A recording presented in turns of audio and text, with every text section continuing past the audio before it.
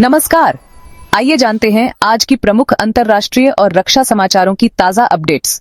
Bangladesh air force का लड़ाकू विमान दुर्घटनाग्रस्त, स्कूल में तबाही। ढाका के उत्तरा इलाके में सोमवार को बांग्लादेश एयरफोर्स का चीनी निर्मित F-7 BGI training jet milestone school and college की इमारत से टकराकर दुर्घटनाग्रस्त हो गया। यह हादसा उस वक्त हुआ जब स्कूल में पढ़ाई चल रही थी। दुर्घटना के तुरंत बाद इलाके में आग लग गई और बचाव दल ने घायलों को अस्पताल पहुंचाया। प्रशासन ने घटना की जांच शुरू कर दी है। प्रधानमंत्री मोदी का मालदीव दौरा। प्रधानमंत्री नरेंद्र मोदी 25 जुलाई से 2 दिनों के लिए मालदीव की यात्रा पर जा रहे हैं। इस दौरान वे वहां कई विकास परियोजनाओं का उद्घाटन भी करेंगे। चीन का 1000 किमी range hypersonic air to air missile. चीन ने हाल ही में एक hypersonic air to air missile का उन्नत परीक्षण किया है जो 1000 किमी तक वार कर सकती है और अत्यधिक तापमान और घर्षण झेलने में सक्षम है। भारत बांग्लादेश सीमा पर बाढ़ को लेकर ढाका की चिंता। बांग्लादेश ने भारत द्वारा सीमा के कुछ हिस्सों पर anti limb weld mesh fencing लगाने पर चिंता जाहिर की है। HAL का कैट्स वॉरियर जल्द टैक्सी ट्रायल में। HAL का स्वदेशी cats warrior loyal wingman UAV बहुत जल्द लो स्पीड टैक्सी ट्रायल्स में प्रवेश करेगा। सीमा पर 2 पाकिस्तानी ड्रोन जब्त। हथियार व नशीले पदार्थ बरामद। BSF ने सीमा क्षेत्र में 2 पाकिस्तानी ड्रोन पकड़े हैं। इनसे 1 पिस्तौल, 4 मैगजीन और 3.7 किलो नशीले पदार्थ बरामद किए गए। ट्राई सर्विस के लिए 87 सशस्त्र ड्रोन की मंजूरी। जल्द रक्षा खरीद परिषद जल्द ही मेक इन इंडिया के तहत त्रिसेना बलों के लिए 87 सशस्त्र मेल ड्रोन खरीद को मंजूरी देने जा रही है। इसमें general Atomics, Israeli aircraft industries, Eurodrone, Adani Elbit, Tata advanced systems, Kalyani strategic systems और HAL की भागीदारी होगी। P-76 डीजल इलेक्ट्रिक सबमरीन का डिजाइन जल्द L&T और इंडियन नेवी के वॉरशिप डिजाइन ब्यूरो एक साथ नया P-76 diesel electric submarine design कर रहे हैं जो 1 साल में फाइनल हो जाएगा। लद्दाख में नया एयरफोर्स बेस और सड़क नेटवर्क। भारत अक्टूबर 2025 तक पूर्वी लद्दाख स्थित नया फाइटर एयरबेस को ऑपरेशनल करने जा रहा है जो देश का सबसे ऊंचा फाइटर एयरफील्ड होगा।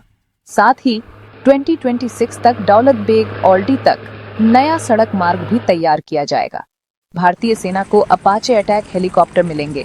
भारतीय सेना 22 जुलाई को जोधपुर में अपने पहले 3 अपाचे अटैक हेलीकॉप्टर का संयुक्त निरीक्षण करेगी।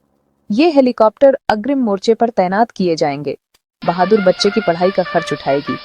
भारतीय सेना पंजाब के एक गांव में ऑपरेशन के दौरान सैनिकों को खाना पहुंचाने वाले बहादुर 10 वर्षीय बच्चे की पढ़ाई का पूरा खर्च अब भारतीय सेना उठाएगी।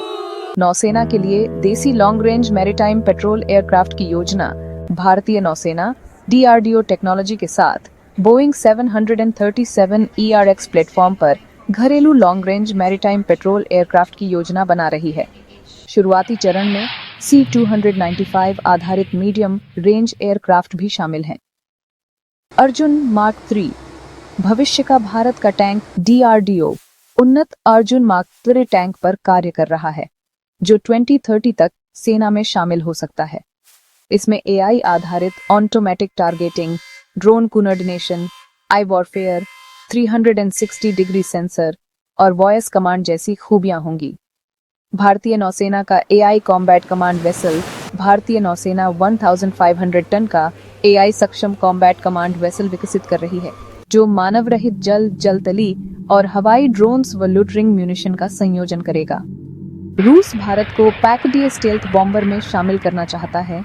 रूसी पैकडिया नेक्स्ट जनरेशन स्टेल्थ बॉम्बर में 12,000 किमी रेंज और 35 टन वेपन पेलोड है। पश्चिमी प्रतिबंधों के कारण रूस इसमें भारत को विकास फंडिंग पार्टनर के रूप में जोड़ना चाहता है। तेजस मार्क 1A, M2 और AMCA का स्मार्ट आर्किटेक्चर। ADA अधिकारी के अनुसार तेजस मार्क 1A, M2 और AMCA में मोबाइल फोन की तरह मॉड्यूलर सॉफ्टवेयर आर्किटेक्चर होगा जिससे over the air updates, combat upgrade और नई फीचर ऐड करना आसान होगा। प्रोजेक्ट 77 मानव और मानव रहित सबमरीन का कॉम्बिनेशन। स्वदेशी प्रोजेक्ट 77 न्यूक्लियर अटैक सबमरीन में मैन मानवेतर टीमिंग और एडवांस UVs के साथ एंटी सबमरीन व एंटी सरफेस क्षमता बढ़ाई जाएगी।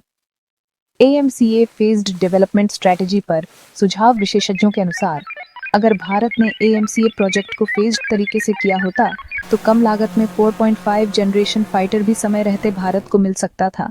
साथ ही 5वीं जनरेशन चैलेंज को भी क्रमिक ढंग से हल किया जा सकता था। और खबरों के लिए जुड़े रहिए।